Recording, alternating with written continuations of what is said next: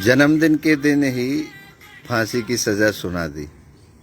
ये कहानी है रोम के एक वजीर की, जिसका जन्मदिन था। उसी दिन राजा ने उसको फांसी की सजा सुना दी। रोम का एक बहुत मशहूर, बहुत समझदार, बहुत आनंद से जीने वाला एक वजीर था। जिस दिन उसका जन्मदिन था, बड़ी धूमधाम से मनाया जा रहा था। लोग नाच रहे थे, गाने बज रहे थे, खाना पक रहा था। सभी यार दोस्त, उसके रिश्तेदार सब आए हुए थे। जन्मदिन मन रहा था, जन्मदिन की तैयारियां हो रही थी। तभी 10-15 सैनिक आए और उन्होंने कहा, ये दिन के 12 बजे की बात है। उन्होंने कहा, आज शाम 6 बजे आपको फांसी लग जाएगी, राजा का हुक्म है। वजीर ऐसे ही रहा, नाच देख रहा था। सब लोग नाच रहे थे, थिरक रहे थे, वजीर बैठा था। लेकिन एकदम से सब रुक गए, एकदम सन्नाटा छा गया ये खबर सुनते ही कि वजीर को आज शाम 6 बजे फांसी लग जाएगी। सबको बड़ा बुरा लगा। खाना पकाने वाले एकदम ठहर गए। जो बजा रहे थे उन्होंने बाजा बंद कर दिया। जो नाच रहे थे, एकदम शोक की लहर पूरे परिवार में डूब गई। यार, रिश्तेदार सब एकदम से दुखी हो गए। उसने देखा, वजीर ने, कि ये तो सब बंद हो गया। सब नाच रहे थे, सब रुक गए। तो वजीर खड़ा हुआ और नाचने लग गया और बाजे वालों को बताया कि बजाओ। सब उसकी तरफ बड़ी हैरानी से देखने लगे कि शायद इसका दिमाग खराब हो गया है, ये सदमा बर्दाश्त नहीं कर पा रहा। उसने कहा, आप लोग दुखी क्यों हो रहे हो? ये तो आनंद की बात है। अभी तो बहुत टाइम है 6 बजने में, तब तक आनंद के साथ जिएंगे। क्योंकि जब फिक्स हो गया, लोगों को तो फिक्स पता भी नहीं चलता कि मेरी मौत कब होगी। बहुत लोग देखे हैं कि जो नाचते नाचते मर जाते हैं, जो गाते गाते भी मर जाते हैं, जो खेलते खेलते भी मर जाते हैं। तो वजीर ने कहा कि कम से कम मुझे पता तो है कि मेरी मौत इतने बजे होगी, तो मैं अपनी मौत को उदासी के साथ क्यों गले लगाऊं? क्यों ना नाच करके, गा करके। वजीर ने सभी को समझाया कि जिस दिन मैंने जन्म लिया, आपने जन्म लिया, उसके बाद में हम लोग कभी भी मर सकते हैं। तो जब हमें पता लग गया कि हम जब मरेंगे, तो फिर क्यों दुखी रहना? ये तो अच्छी बात है। तो वह नाचने लग गया। सैनिकों ने जब उसको देखा नाचते गाते आनंद के साथ, तो सैनिक बड़े हैरान हो गए। धीरे धीरे करके उन्होंने एक एक का हाथ पकड़ा और फिर नचाना शुरू कर दिया सबको, और बाजे वालों को बोल दिया, बजाइए बढ़िया से।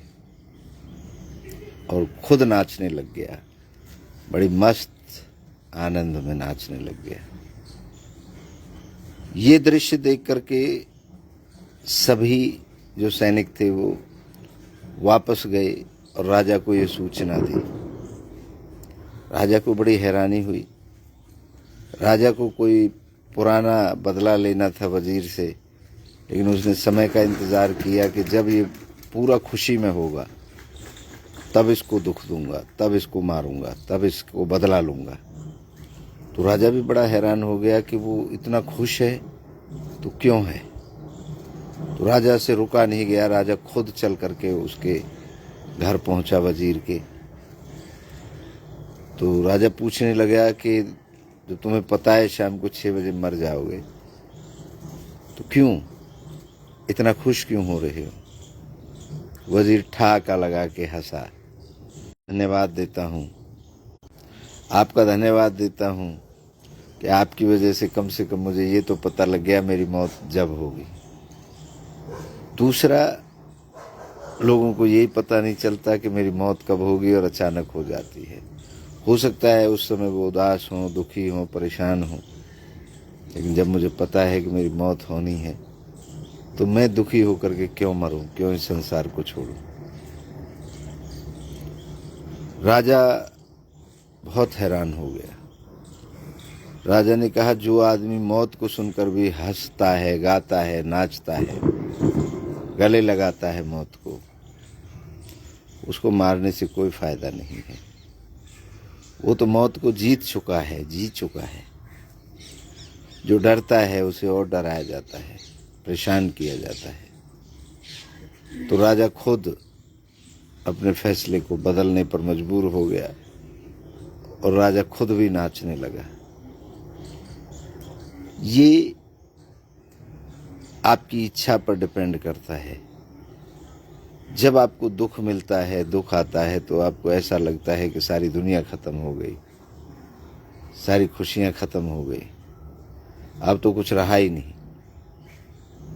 लेकिन उसके पीछे बहुत बड़ा एक सुकून और सुख, आनंद छुपा रहता है। उस आनंद को ढूंढने का प्रयास करिए। उस आनंद को हम ढूंढ ही नहीं पाते। मैं बार बार कहता हूँ, इच्छा पैदा करना, उसकी पूर्ति करना, यही व्यक्ति का काम है। दुख पैदा करोगे तो दुख की पूर्ति करोगे, सुख पैदा करोगे, आनंद पैदा करोगे, खुशी पैदा करोगे, खुशी की पूर्ति करोगे। जो आप पैदा करोगे, जो बोओगे वही काटोगे। तो दुख काहे को पैदा करना।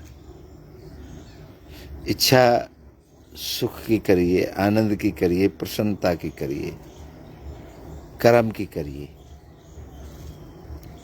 इच्छा चमत्कार की मत करिए, क्योंकि वो होते ही नहीं है। इच्छा ऐसी मत करिए जो अलग हो, बिल्कुल बिल्कुल जो इम्पॉसिबल हो। जैसे बहुत से लोग इच्छा कर लेते हैं, कल हम कहीं गए थे तो एक व्यक्ति कहने लगा कि फलां आदमी का बड़ा नाम है, वहाँ हर रोग ठीक हो जाता है, वहाँ चलना है। यहीं कोसी के पास एक गांव है। हम पहुँचे वहाँ, देखा तो कम से कम 10 एकड़ गेहूँ काट रखे थे, वहाँ प्लानिंग कर रखी थी। एक छोटा सा मंदिर था, वहाँ लोग आते हैं, पूरा मैदान फुल भरा रहता है। और एक बाबा भी कह सकते हैं उनको, उनका नाम है श्याम बाबा। श्याम बाबा जी बता रहे थे कि यहाँ लाखों लोग ठीक हो जाते हैं, लाखों की भीड़ आती है। वो सिर्फ आशीर्वाद देते हैं। आशीर्वाद से लोगों के कैंसर तक ठीक हो रहे हैं। बड़ा हैरानी हुई। तो मैंने तो, मेरे साथ कुछ लोग थे, उनको बोला था, फिर तो ज़रूरत नहीं है डॉक्टरों की, हॉस्पिटलों की। जब सब रोग आशीर्वाद से ही ख़त्म हो जाते हैं तो फिर तो बाबा जी को ही सब जगह भेज देना चाहिए हॉस्पिटलों में, और आशीर्वाद दे देंगे और सब ठीक हो जाएंगे। क्या ज़रूरत है ऑपरेशन थिएटर बनाने की, क्या ज़रूरत है किसी भी प्रकार की व्यवस्थाएं करने की, क्या ज़रूरत है हेल्थ के लिए बजट करने की। सरकारों को, लोगों को, बच्चों को क्या ज़रूरत है इतनी 8-8, 10-10 साल तक डिग्री लेने की। बाबा जी के आशीर्वाद से सब ठीक हो जाएंगे। देश हमारा बड़ा रंगीन है, बड़ा खूबसूरत है। यहाँ हर बात सही चलती है। लाखों लोग वहाँ पहुँचते हैं आशीर्वाद लेने, और लाखों लोग ठीक हो जाते हैं, ऐसा उनका कहना था, उनके लोगों का कहना था। क्या वाकई में बगैर डॉक्टरी इलाज के कोई ठीक हो सकता है? ये आप बताएं, मुझे तो नहीं पता। मैं आपसे पूछना चाहता हूँ। क्या कोई किसी का भविष्य लिख सकता है? आप बताएं। क्या कोई किसी के जीवन में चमत्कार से कोई चीज़ पैदा कर सकता है? चमत्कार से किसी की इच्छा पूरी कर सकता है? आज के अनुभव में, मैं अनुभव की बात कर रहा हूँ, मान्यताओं की और किताबों की बात नहीं कर रहा हूँ। हमारा दर्शन यही कह रहा है, हमारा दर्शन यही कह रहा है कि बगैर आपके कर्म करे कोई भी इच्छा पूरी नहीं होगी। बाकी हो सकता है आपके अनुभव में ऐसा कोई चमत्कार जीवन में हुआ हो जिससे इच्छाएं पूरी हो जाती हैं। हो सकता है आपके जीवन में कोई ऐसा अनुभव हुआ हो जिससे आप ठीक हो जाते हैं बगैर डॉक्टर की दवाई के। हो सकता है आपके जीवन में ये सारी चीज़ें हुई हों जो आप चारों तरफ देखते हैं। हो सकता है किसी अंगूठी पहनने से आपके दुख दूर हो गए हों। हो सकता है किसी की एक चुटकी धूल से आपके जीवन में कोई काम बन गया हो। मेरे अनुभव में तो नहीं बना। मेरा अपना अनुभव और मैंने जितने लोगों से मिला हूँ उन सब का अनुभव तो एक ही रहा है कि कर्म करोगे तो मिलेगा, इच्छा करोगे वही पूरी तब होगी जब आप मेहनत करोगे, आगे बढ़ोगे। अपने आप किसी की इच्छा पूरी बैठे बैठे कोई भी पूरी नहीं होती। ये हमारे दर्शन का भी अनुभव है, हमारा भी है। तो आपसे मैं यही जानना चाहता हूँ आपका जीवन का अनुभव क्या है। और बहुत जल्द हमारे 11 प्रश्न आपके सामने आएंगे ऑनलाइन। बहुत जल्द कार्यक्रम शुरू होगा और जो व्यक्ति पूरे 11 प्रश्नों का सही उत्तर दे देगा, जो हमें उत्तर चाहिए वो दे देगा, उनको 51 लाख रुपए हम इनाम देंगे और पूरे दर्शन में आग लगा दूंगा। ये मेरा वादा है, उसे छापूंगा नहीं। आप सबके सामने उसको ढेर लगा करके जो मैंने लिखा है वो सब मैं माचिस की तिल्ली से तेल डाल करके आग लगा दूंगा। इतना विश्वास है मुझे अपने दर्शन पर, आपके अनुभव पर। मैंने उसमें सब आपका अनुभव लिखा है। तो प्रश्न एक एक करके हमारे आएंगे आपके सामने, उसकी प्रक्रियाएं तैयार करी जा रही हैं और उसका उत्तर जो आपको देना है ऑनलाइन भी आप दे सकते हैं। आपको उत्तर के लिए एक वीडियो बनाना है और हमारे जो भी हम जगह बताएंगे वहाँ पे डालना है। तो आनंद लेंगे आप 11 प्रश्नों का। और ऑफलाइन की हमारी तैयारियां जो चल रही हैं, जो दर्शन को खोलने की, तो दर्शन तभी खोला जाएगा जब वो हर कसौटी पर हमारा दर्शन खरा उतर जाएगा। अगर हमारी दर्शन के पूरे 11 जवाब आपने दे दिए तो फिर नहीं छापेंगे हम, आपको 51 लाख रुपए दे देंगे। तो ढोंग, पाखंड, अंधविश्वास ये क्या है, ये भी हम आपसे जानना चाहते हैं। आपकी नज़रों में क्या है? हमारी नज़रों में जो है वो तो है ही, आपकी नज़रों में क्या है? आप जवाब नहीं देते हैं, या तो आपके पास जवाब नहीं है या आप मेरे से घबराते हैं। मेरे से घबराने की क्या ज़रूरत है? मैं भी आपकी तरह ही हूँ। कपड़े पहनने से कोई मैं स्टील का या लोहे का नहीं हूँ। मेरे अंदर भी सारी वो चीज़ें हैं। हाँ, एक चीज़ अलग ज़रूर है आपसे कि मैं एक फिलॉसफर हूँ, एक फिलॉसफर के नज़रिए से सोचता हूँ हर बात को। मेरी इच्छाएं मैं अपने तरीके से पूरा करता हूँ। मेरी अपनी इच्छाएं होती हैं जिस पर भी मैं काम करता हूँ। बाहरी इच्छाओं का महत्व मेरे जीवन में बहुत कम है।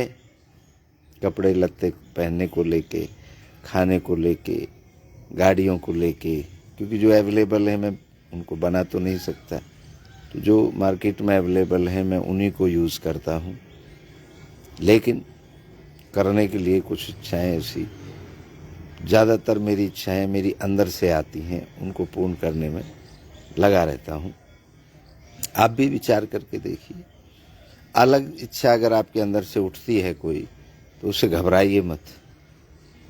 आप इतिहास रचेंगे, आप डरिए मत। कोई ऐसी इच्छा आती है जो दूसरे के अंदर नहीं आती, तो आप एक ताकतवर इंसान हैं, क्योंकि इच्छा वही पैदा कर सकता है उस तरीके की जो उसे पूर्ण करने की क्षमता रखता है। जो पात्र जिसके लायक है वही सामान उसमें भरा जाता है।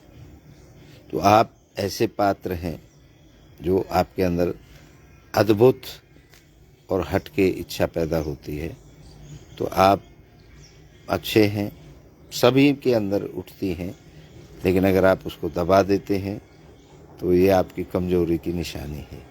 और आप उस पर अगर काम करना शुरू कर देते हैं तो ये आपकी ताकत का परिचय है, क्योंकि सारी ज़िंदगी भर काम ही ये है, इच्छा पैदा करना, पूरी करना, पैदा करना, पूरी करना। इसके अलावा कोई तीसरा काम ही नहीं है।